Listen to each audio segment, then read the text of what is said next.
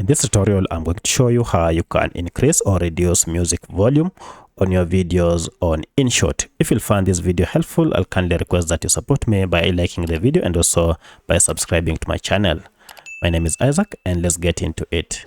Alright, now I have here a video and it contains an audio track or music track.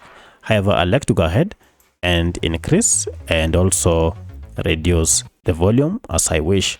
To do so, it is quite simple. First, go ahead and tap on audio here, and then this will expose the two tracks, that is video and music track. The music track will be on top here. To adjust the volume of your audio track or your music track, just go ahead and tap on the music track, which is this, and then you will see this option called volume. So if I move like this, you can see volume, and from here you can now adjust by either reducing or increasing the volume of your audio. So I'll click on this check mark to confirm the changes, and now my volume is much louder than it was.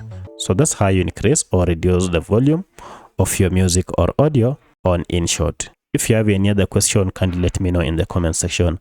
Otherwise, thanks for watching and let's meet in the next video.